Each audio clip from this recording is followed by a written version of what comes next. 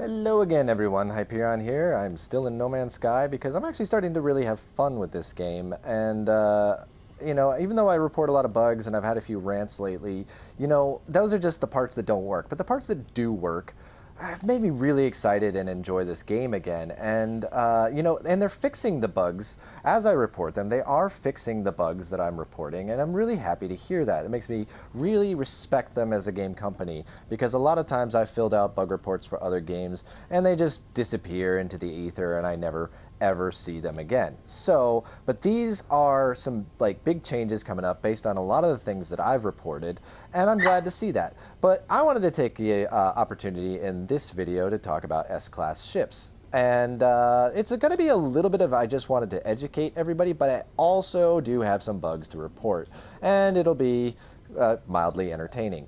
But anyways, a lot of people I've noticed think that this is what they mean by an S-Class ship, and that's just not true. Actually, over here, I have a hauler that is an S-Class ship. You can see here. I'm going to get in this one. And it's just like every other ship you see. In fact, it's very similar to the Milano here, which my Milano here is an A-Class. But you can get most ships as an S-Class ship if you wait long enough and keep trying to buy it. So as you can see here, it's an S-Class. So that means that it's got 48 slots and it's got a lot of perks, a lot of these perks here. But the ships that everybody recognizes as S-Class are the new ships that No Man's Sky had recently added to the game with the Atlas Rises patch. These very cool alien-looking ships, and there's tons of varieties of them, and there's two main versions of them, though I've only seen this kind so far. There's a squid-like one with what looks like tentacles sticking out the front of it. I have yet to see any of those, but there's also these spherical ones here. And that's okay, because I really like these, and I'm looking for one of those squid-like ones, and eventually I should be able to find it.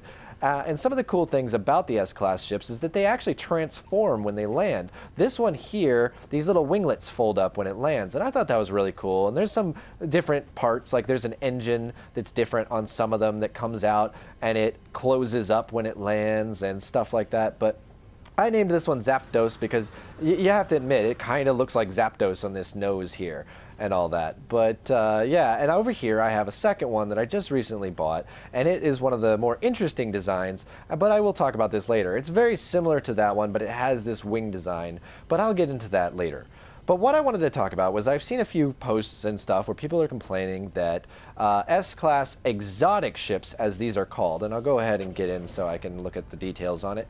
The S-Class exotics, as you can see here, exotic, right there, are kind of seen as more like Ferraris of the spaceships. They're sort of pre-built perfect. And what I mean by that is you don't get a lot of slots, and that's what a lot of people have complained about, that the best you can find is like 19 slots or so. I heard that you can get them up to 28 slots or potentially 38 slots, but I haven't seen anything close to that as of yet.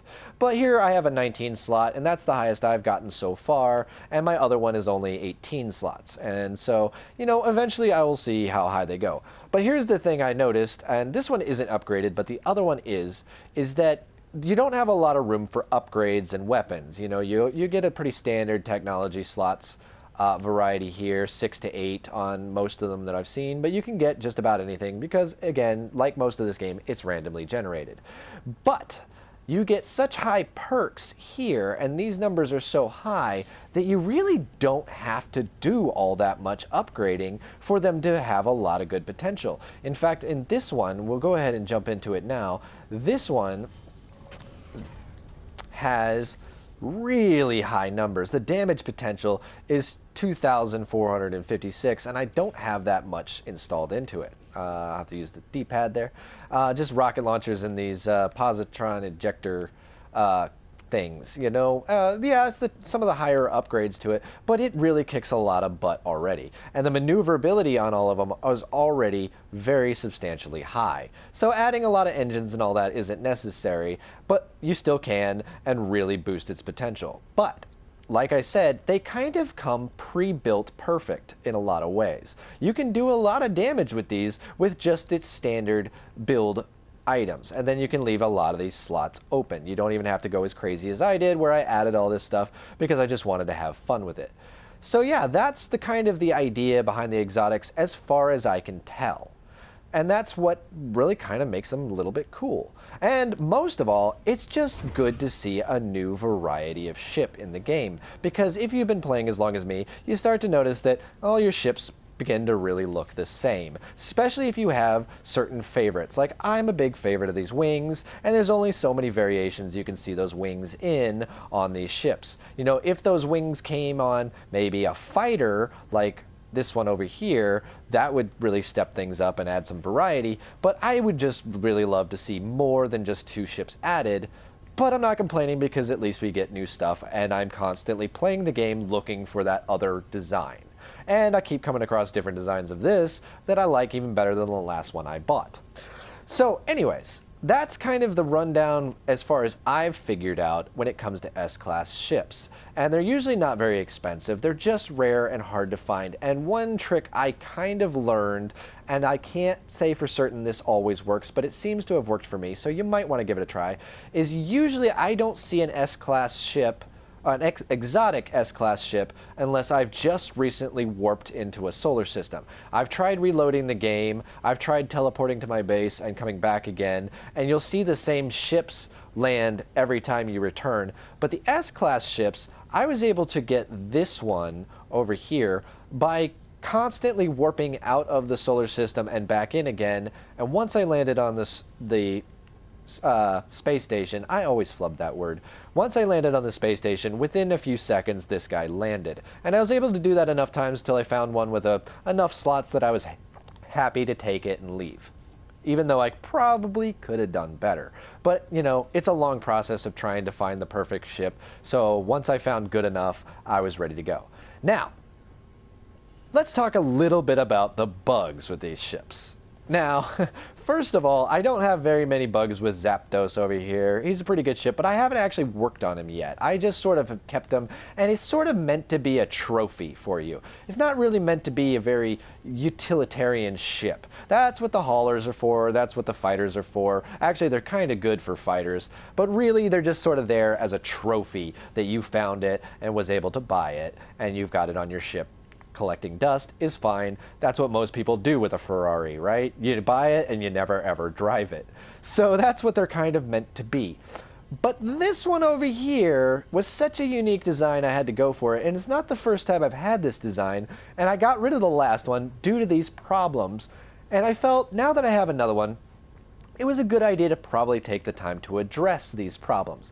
Most of these problems are comical, they're not very game-breaking, but they're kind of fun to look at, but also do need to be addressed. Now, first of all, what I'm going to have to do is I'm going to have to get out... Actually, what we'll do, we'll start with a different bug since I'm already here. Now, I'm going to get in the ship, and what's really cool is you can see it in the lower right there, that screen. This one, when it takes off, the wings fold down straight below it. You can see it happening right there. Now, you don't get to see it yourself, but... Oop, not the warp. I don't know why that changed on me so drastically. Let's go ahead and pull up the thing I wanted, which is the camera mode. Here you can see, yeah, the wing folded down, and it kind of looks like a B-wing from Star Wars. If you're not familiar with that, look it up. I'm not able to insert photos into these videos with my current editing software, but yeah, that's what it reminded me, was a B-wing, and that's something I've really wanted to see in this game. You know, I wish it had a little bit more variety in the wings that fold down, and I wish some of the other ships had that kind of design, because it's really cool, but I'm gonna be really happy with this right here. Plus, I like its little curl right there. That little curl is cute, and it's very fun, but the intricate designs of this thing kind of go away a little bit once that wing folds down. It becomes very simplistic, and that's why I think I favorite Zapdos better. But there's another problem with this giant wing design, and that's what I want to show you here. Now, while we're at it, we're going to talk about one of the other additions they added to the game, and I've got a little beacon down here, and that's the new cybernetic planets, or they have a specific name, but I like to call them cybernetic planets, with these hexagon designs on their features, and it's really cool. If you haven't found one yet, you should look forward to seeing one. They're not that uncommon, and they all have these trees that have these squiggly lines and these hexagons, and it's a really cool looking planet, and this got me so excited.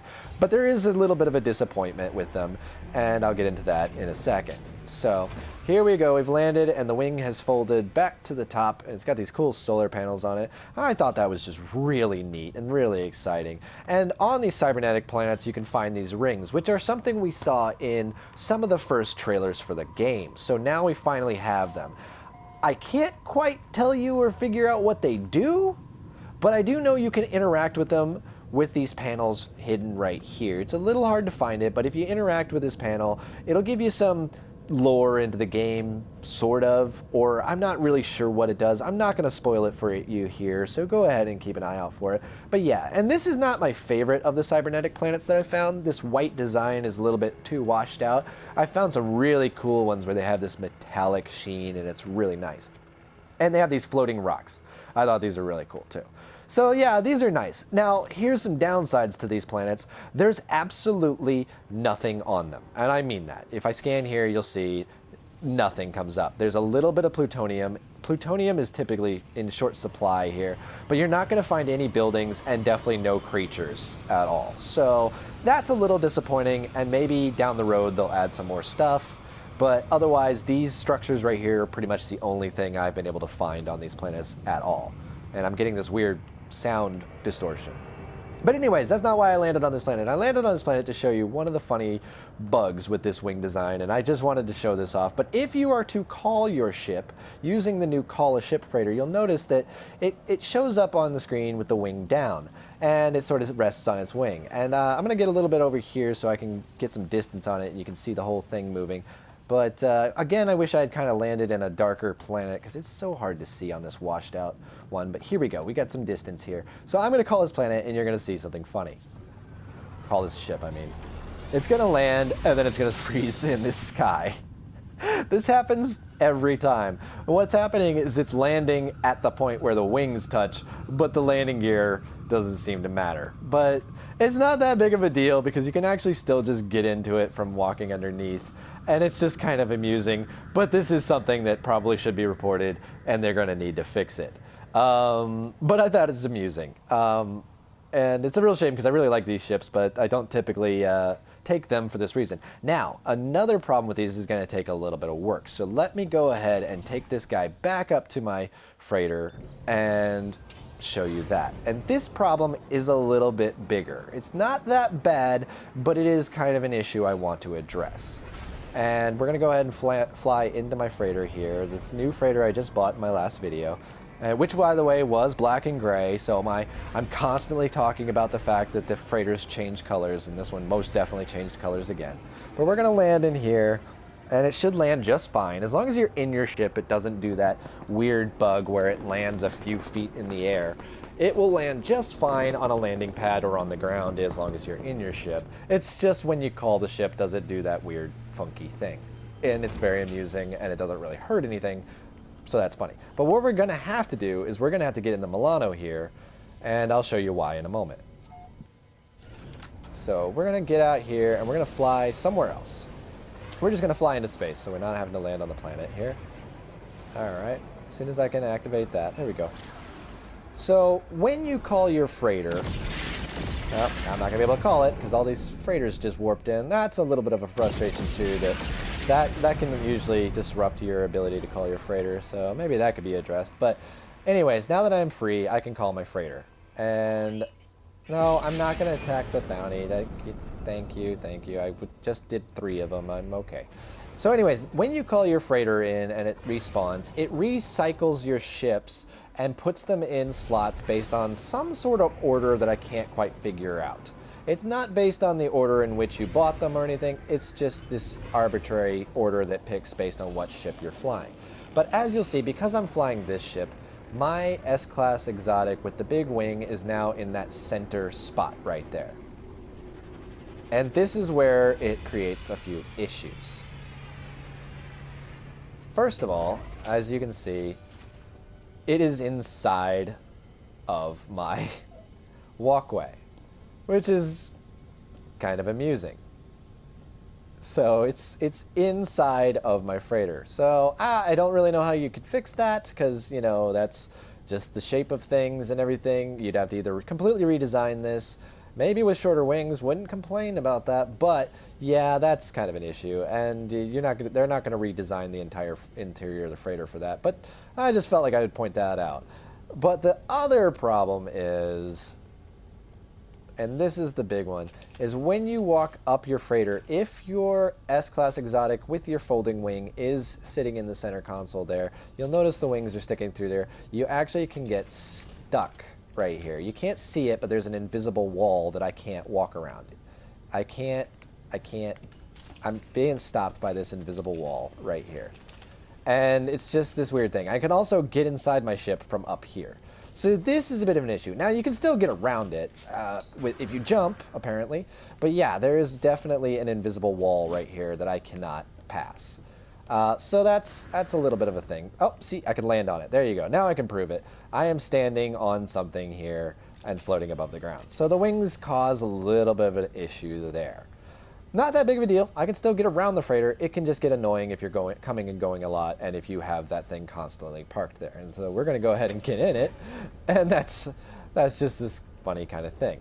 Now, if you're lucky, your S-Class Exotic won't be in this spot, but for some reason, every time I buy one of these, this is where it likes to sit. So that's just a bit of an issue. But anyways, that's kind of a little bit of my rundown of what I've noticed about the S-Class Exotics. They're kind of meant to be perfect right off the bat. Now, you're obviously going to have to add some sort of extra weapon, but I've noticed that my photon cannon hits pretty hard without any upgrades. I was actually taking out 3-star pirates with it with no problem, and normally I have to really upgrade the system for that. It's not very much different than your others, and obviously I have no hyperdrive range, and they're not really meant to be like your ship to fly around the universe with. Also, there's this funny issue where the landing whatever the landing gear, sorry, are sticking out of the wing in this menu, but again, that's not really that big of a deal. But yeah, otherwise, yes, you're supposed to just sort of use them, and here we'll give you an example. You got the 2,000 damage potential, 600 maneuverability. Let's get in my A class right here and take a look at their numbers. Now, that's just an A class. But here you can see this has a lot... Uh-oh. Game's locking up here. A lot of upgrades to stuff, and it has a lot of the same parts. We have a rocket launcher and everything, but yet its damage potential is only 836, and its maneuverability is quite low. Its hyperdrive range is high, but that's because I have a lot of all the hyperdrives installed. But yeah, as you can see, the numbers are much lower. And let's go ahead and get into Silverhawk, wherever that's parked. I think it's up here. And once again, I just want to refresh these numbers here. We've got really freezing up there. I don't know what that's about. 2, 4, 5, 6, 600. And let's go over here to my fighter, which has a lot of the upgrades pre-installed into it. The same upgrades. I think I'm overdoing the game a bit, jumping in and out of ships, and that's why it's freezing. But it's still not as high as that one, and it is only a B class, but it's still not as high. And its damage potential is a lot higher, but I really beefed this weapon system up, so that's that whole thing. But yeah, if we go over to my hauler, you'll see the numbers are, this is also an S class, and yet I don't think it's going to have anywhere near the same numbers. Really locking up there. Yeah, so its damage potential with a lot bigger upgrades to its weapons doesn't even come close right there at 1,000. And its maneuverability definitely doesn't come close, but that's also because it's a hauler, and those don't typically have very good maneuverability. So, yeah, so that's the idea. The S-Class Exotics are meant to be sort of Ferraris and Lamborghinis of No Man's Sky. They're the show-off ships. And you don't really have to do that much to them. You don't have to add much to them to make them really, really powerful and maneuverable. So you don't have to waste all those slots that it doesn't really come with. It comes with a few slots, but you don't have to waste them. So go ahead and kind of use them as they're built. Maybe add a little bit, and you should be good. And as for the bug report, hello games. Thank you so much for fixing some of the bugs that I've reported. I will try to be nicer in my future videos now that I know that you're actually kind of watching them and reading my reports. I've just been frustrated lately, but I did want to point this out because this is a bit of an issue with the wings going through there. I don't think it's a big issue that the wings go through there, but the fact that it creates an invisible wall up top, that becomes a bit of a problem. And I think the reason why it does that is because much like when it's landing on the planet, the actual hitbox of the ship is up there, and it still thinks that the wing is down and it's sitting on the wing. That's the best thing I could figure out by that, and that's also why I can get inside of it. So that might also just fix the problem right there. But it is still silly that the wings stick through there, and it's one of those things where I'm like, I don't know how that slipped by, but maybe it just never landed in this spot for anybody. So yeah, anyways, thank you for watching. I have been Hyperion. This is again No Man's Sky. Have fun exploring the galaxy, kids. Bye-bye!